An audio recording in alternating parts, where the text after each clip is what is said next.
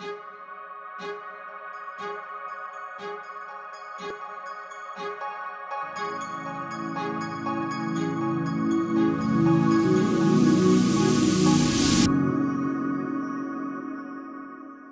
hello and welcome to Kitty Talks. We share inspirational life stories that empower you to create yours. And today I have an extremely wonderful guest with us. I'm incredibly excited because she's one of my heroes, actually, and I'll go on and tell you about that. But Laura Doyle, thank you so much for joining us. I'm incredibly excited to have this conversation.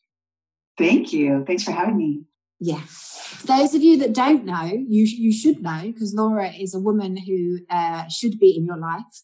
But Laura is an author of several books. She's a relationship expert. She wrote one of my favorite books. I've got it here so I can show you. It is a book called The Surrendered Wife. And I was just explaining to Laura before we kind of came on that I read this book right before I met and fell in love, head over heels in love with my partner. And I very much credit Laura's book for putting me in the most beautiful receiving space. Laura, I still practice your intimacy skills, on a very regular basis. Whenever I find myself getting, into loggerheads with my partner, I'm like, well, what would the book say? What would Laura say? So, Laura, thank you so much for joining us. And I am very excited to hear what you're doing in the world at the moment. Mm-hmm. Well, I am on a mission to end world divorce. That's what I'm doing at the moment. It's really a mission. I'm on a mission. I am, and of course, it's born out of my own experience and my own pain in my marriage. I didn't set out to be a relationship expert, and I think a lot of people take an academic approach to relationships. Right, go to school for psychology or psychiatry. And my work was done in the trenches, especially right after I got married, when I decided that, first of all, I was the perfect wife right up until I got married. And then after that, I decided I was going to improve my husband. I was going to show him how to be more tidy and more romantic and more ambitious. And for some reason, that it didn't work. And he was avoiding me. And it was incredibly lonely. I still remember how painful it was when he was more interested in watching reruns on TV than he was in spending time with me or even making love to me. And so I dragged him to marriage counseling because I thought, the counselor can fix him and then I'll finally be happy. So what about him? Yeah. But when I got there, actually, the counselor said that I was controlling, you can imagine. And I was quite shocked, but I realized, she's right. And so I went back and said, you're right, I'm controlling. What do I do? How do I stop? And she said, just stop being so controlling, which didn't help me at all because it had been a well-worn habit of mine for a long time. So I felt more hopeless than ever after we'd gone to marriage counseling. And I thought that divorce was really the only option that I could see. So I really kind of resolved myself that I was going to end my marriage. Mm-hmm. And instead, in my desperation, because I was kind of embarrassed about getting divorced, I decided to ask women who had had long, happy marriages, what seemed like an eternity to me, at least 15 years of marriage. And I asked them for their advice. I said, how are you doing this? And I thought they were going to say, oh, well, I picked the right guy. And I really believe that I picked the wrong guy. I just was married to a loser pants. And instead, they did things that didn't even make sense to me. I remember one woman said, I try never to criticize my husband, no matter how much it seems like he deserves it. Wow. And I said, oh, have you got anything else?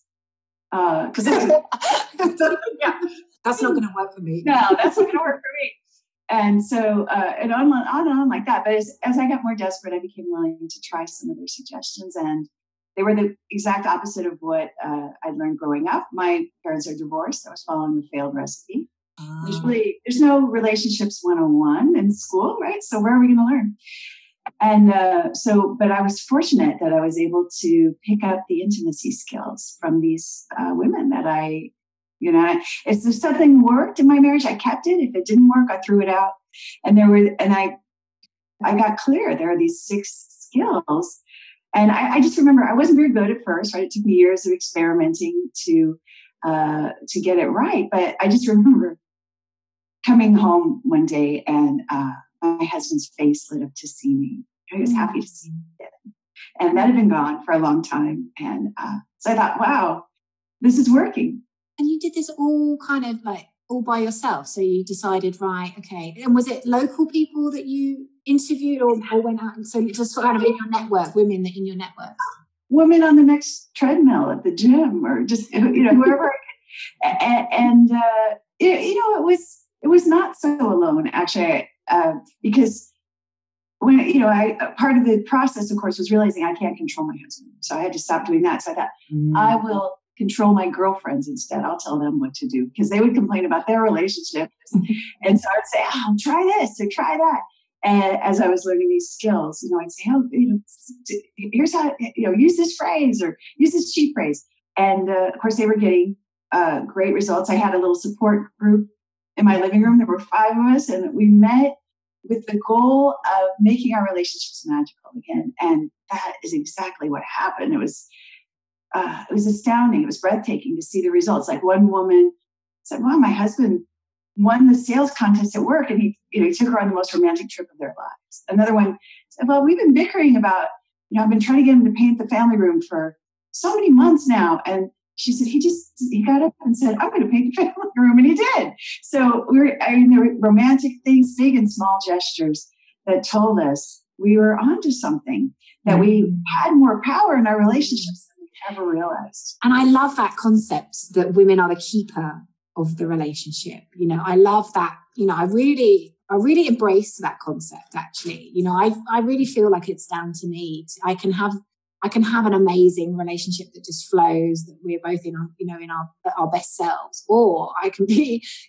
at loggerheads and, want to pull the control back to myself. I don't, no woman really, if they're honest, wants to be in a relationship where they wear the pants. I don't, or have the control anyway. I know for me, it was really important to feel desired. It still is. I love feeling desired and cherished and just spoiled, which is how it is every day at my house now. And I can't believe it. I still pinch myself. And I didn't feel desired when I was telling him that he should pay more attention to me, or even I remember standing with my hands on my hips and saying, the average couple makes love 2.5 times a week, and it's been 2 weeks. And so we're behind. And I think we should, right? It wasn't very attractive. And, I'm only laughing because we've we've all kind of been there in our head. Right. And I really did think I was probably the only person that had this, this controlling tendency. I knew that I was steamrolling my husband. It was quite demoralizing to be me, because I would hear this shrieking voice like my mother on her worst day coming out of my mouth. And I didn't enjoy being around that either. I didn't enjoy being that. There was always this emotional hangover that came with these outbursts. I don't miss that anymore. No, it's like a occasionally I catch myself doing it. I'm like, who is this person? Where did she come from? I don't like her.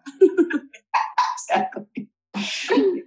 So it's nice. It was an unexpected consequence that practicing the intimacy skills really restored my dignity and a lot of self-confidence as well. I gained so much confidence from hearing myself speak in a way that's, it's like mature and calm, and most of the time delighted, actually. Yeah. And it's quite interesting because I'd like to talk to more to you about the reaction the book gets, because, personally, I have totally embraced the concepts and the intimacy skills myself, whether it be receiving, taking care of myself. I can't quite get to the finance one, if I'm honest. That is probably the heart. Everything else is okay, but the finance one I'm still working on. I'm sure it will come. Oh, yeah. And, I always one of the things about trying to control everybody else was I really believed that I knew what was best for everyone all the time. And it turns out to not be true. So I like to say that we are all the experts in our own life. You're the expert on your own life. And just because I'm sharing my experience of how much romance was restored and how much I feel taken care of and how my husband grew more ambitious when I relinquished the finances. There's lots of benefits. And you're the expert on your own life. So it doesn't mean you ever have to do it if it doesn't fit for you. Everything is about trying it on as an experiment and deciding if you like it or not. And then you can always go back to the way things were if you don't like it. Well, I have to say, I love when Matt and I go out for dinner because I usually don't even look at the menu. Like I just give the menu to him and just say whatever you feel like, darling, and he loves it. Like you can see his chest like puff up like, oh, okay, I get to choose everything. I'm like, yeah, absolutely. And I know he just chooses the most amazing food and wine. So, and he knows what you like because he knows you well. And so he's ordering things that will delight you probably. Yeah. And what's the reaction been? Because obviously, we are, the feminine is so rising to sit alongside the masculine, and women are rightfully taking their place on earth, but that doesn't mean we need to be men. And I would imagine there has been sort of some reaction to the concepts in the book from a kind of feminist perspective, or? Sure. For some reason, when people hear the phrase surrendered wife, they picture an obedient wife or a subservient wife. But for me, surrender is just a beautiful spiritual word that describes what we all have to do. If you're stuck in traffic, you might wish the traffic would move, but you can't make it move. So you could decide to listen to an audiobook or music that you love or talk on the phone. And that's surrendering. So a surrendered wife just knows that she can't control anyone besides herself. So she doesn't try. She doesn't tell her husband what to wear or how to spend money or what to eat for lunch. Instead, she focuses on her own happiness. And that in turn improves the intimacy dramatically. Yeah, absolutely. When we're happy people, we're nice to be around, aren't we? So that's going to attract our man to us. Exactly. That's what we see over and over again. Even though women come onto my campus and say, well, he said it's over. He doesn't love me anymore. He's not in love with me, or he's filed for divorce, or there's an affair even. And we see women get the skills, get the training that we all need to have an intimate relationship. Just like, I think about kids with cars, right? We don't say, oh, you're 16 now. Here's the car keys. Go take the car for a spin. We have them get some training. They have to take a test. They have to study for it, a written test, a driving test. But where is this training for relationships? And in some ways, we pathologize relationship problems. We make it seem like, well, let's go back to your childhood and look at the injuries or whatever. And really, it's just a matter of no one ever. If you got into a car with no lessons, you very likely crash the car and you say, this is dangerous. And it would be. So it's interesting to get into a relationship with no training can be very painful. Yeah, and it's, our model of the world is probably our parents. And if our parents haven't had a successful relationship, my parents do have a successful relationship, but my mom did everything. So that was my model, was that I'd be DIY. I didn't need any help from a man because I could do it all myself, basically. Right. There was no space for him. Yeah. And I do think there's been a big emphasis on, for women, being independent for the past, at least 60 years now. That's been a big message that we've heard. And for me, I'm not as interested in independence anymore. I like to be interdependent with my husband, and that just seems to work beautifully. And it was a little overwhelming and lonely to focus on the independence all the time. Well, when you get to a place where you're both whole people choosing to be in a relationship with one another because you make one another's lives better, then that's a kind of beautiful space. Yeah, it is a beautiful space. And I also find, though, that being in this marriage has been, and making it wonderful, has been the best self-improvement program I've ever undertaken. I was 21 when I met my husband. It was a long time ago. We've been married, it'll be 28 years this year. And I have grown up so much. I've matured so much. I feel like I've learned self-control and patience, and restored my dignity and all these things. So I guess sometimes I lament women saying, well, I feel like I'm not ready for this relation, for a relation. I've got to work on me first. And I always think, I guess I wasn't ready either. But being in the relationship, my husband is a bit of a mirror, and he shows me how I'm doing. When I'm getting a bad reaction from him, that's a great indication. It's time to check my attitude and what I'm bringing. And is there some snippiness at the very least, right? Or impatience or intolerance. And usually it just means I need to take a nap or something, right? Short tempered. So. And when did it go from, like, how did it kind of grow? Because obviously, your book has been published all over the world. You've got this global tribe of women. How did it go from having this little meeting in your living room? How did it expand? Well, one of the 5 women said, I've been talking to my cousin, across the country about this in Florida. And she was wondering if you could write down what we're doing so she could do it too. And I said, sure, I'll do that. Really? I'm going to write it down. And I was a journalism major in school, so I was a writer. And I thought, yeah, great. And I wrote it out. And at the end, it so flew out of me. I just felt a lot of passion. I felt that I was in flow. Well, it was almost coming through me. I felt like the book was. And when I was done, I said to my husband, I think there might be 2,000 women that would be interested in reading this. And he said, great. And at the time, it made sense for us to just self-publish it. There were still a lot of gatekeepers. This was back in the late 90s. A lot of gatekeepers for books. And so we just said, we'll just self-publish it. And we get those 2,500 copies printed. And the LA Times did a story about it. And it was picked up on the wire worldwide. I get calls from the UK and all over the world. Yeah. And the 2,500 sold out immediately. And then Simon & Schuster picked up the book, as well as I think we're in 28 or 29 countries now. All different languages I don't speak, of course. And I get letters from all over the world. I get letters from Egypt, and women say, we thought only Egyptian men were like this, or, from Japan. It's fun to see how much we all have in common, how much all women want to be desired and cherished and adored, and men want to be respected for their thinking. And that's how effective it is once you know how to do it. Well, I don't know if you said it, but respect is like oxygen, isn't it, for men? Like, it's really, and to think about depriving your loved one of oxygen and you don't even know. I think I hear that so commonly from women. I didn't know I was being disrespectful. We didn't really know what it looks like because it looks so different to women than it does to men. Like for women, we think, well, I didn't leave a mess. I cleaned up the mess, or I let him know where I was going to be. And we think that's respect. It's more like we think thoughtfulness, really, when we think respect.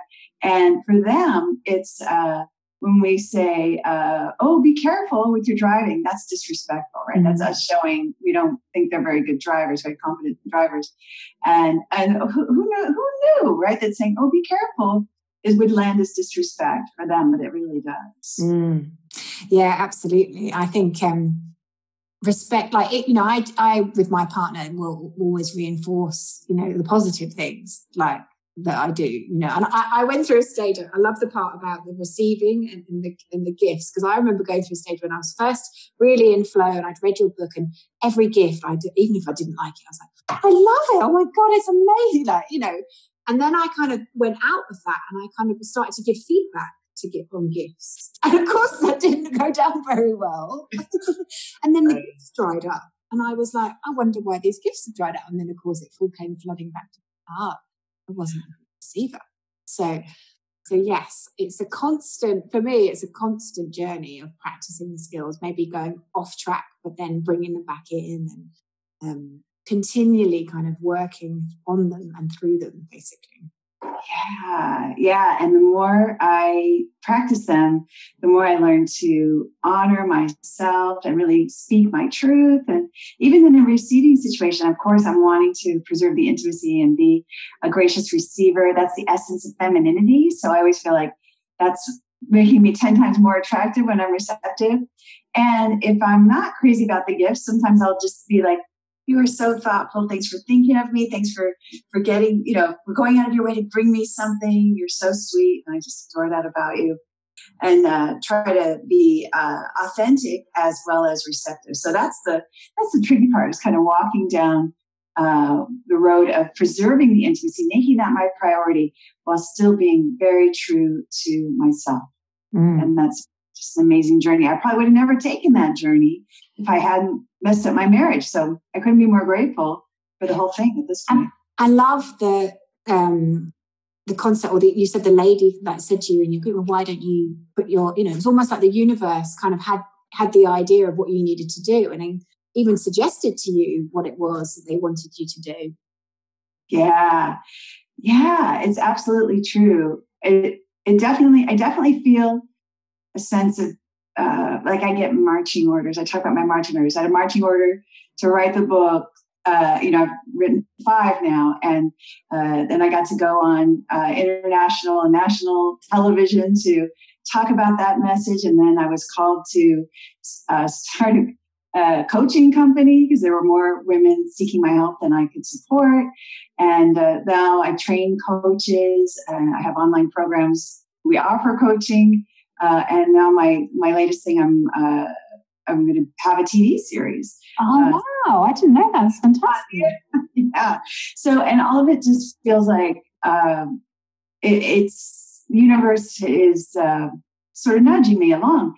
In fact, and at times I resist. There was a time after I wrote This Certain Wife where there was just an avalanche of attention, as you can imagine, and women writing to me saying, please, you've got to help me. I'm struggling in my marriage, or it's about to end, or we used to love each other so much, and I don't know what's happened, and please help me.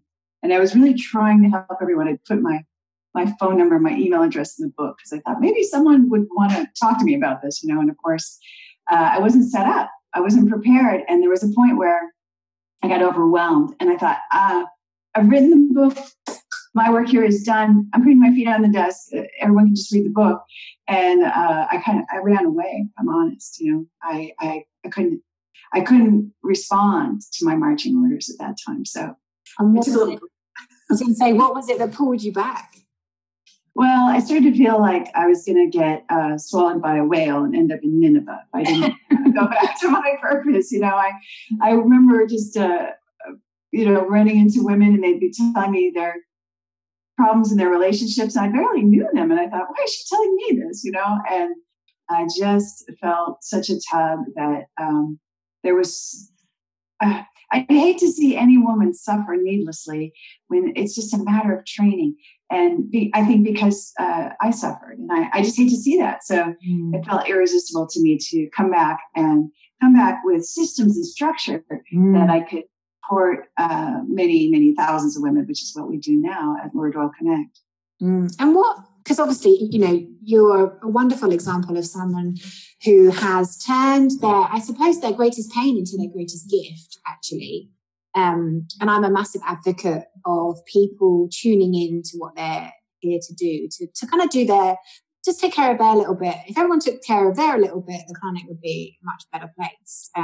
So what advice would you have for somebody who maybe doesn't quite know what their passion and purpose is? Any kind of advice how they can tune in? Yes. Well, I think what you just said, Kitty, is so wise, that whatever your greatest pain has been, whatever the hell and back that you have gone through, and learned from it, right? If you've come through the other side and said, if only I'd known this before, and I could have saved myself so much needless emotional turmoil, right? Or NET, I call it NET for short. And then, and if everyone else knew this, it would save them so much needless emotional turmoil. That is really a great way to find your purpose. It certainly has been my path.